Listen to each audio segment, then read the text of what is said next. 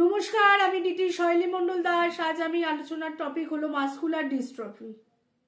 এটা একটা মাসেলের ডিজিজ এবং জেনেটিক ডিসঅর্ডার একটা।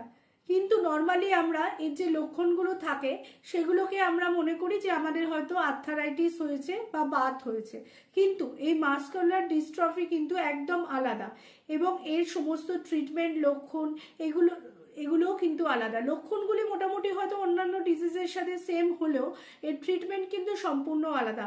চলুন দেখে নেওয়া যাক মাসকুলার ডিস্ট্রফি ডিজিজটা কি। মাসকুলার ডিস্ট্রফি হলো 30টিরও বেশি উত্তরাধিকার সূত্রে প্রাপ্ত জেনেটিক ব্যাধির একটি গ্রুপ, যা ক্রমবর্ধমান পেশি দুর্বলতা এবং অবক্ষয় দ্বারা চিহ্নিত। এই অবস্থাটি মূলত নড়াচড়া নিয়ন্ত্রণকারী পেশিগুলিকে প্রভাবিত করে, তবে সময়ের সাথে সাথে এটি হৃৎপিণ্ড এবং অন্যান্য অঙ্গগুলিকেও জড়িত করতে পারে। তীব্রতা ও অগ্রগতির হার এবং নির্দিষ্ট পেশিগুলি পেশিবহুল ডিস্ট্রফির ধরনের ওপর নির্ভর করে পরিবর্তিত হয়।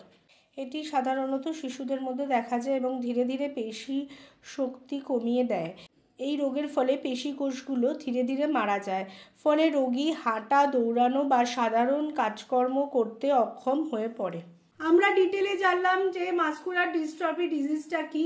আমরা এর পরের ভিডিওতে আলোচনা করব যে কত ধরনের মাসকুলার ডিস্ট্রফি হয় এবং তার কারণগুলো কি এবং লক্ষণগুলো কি।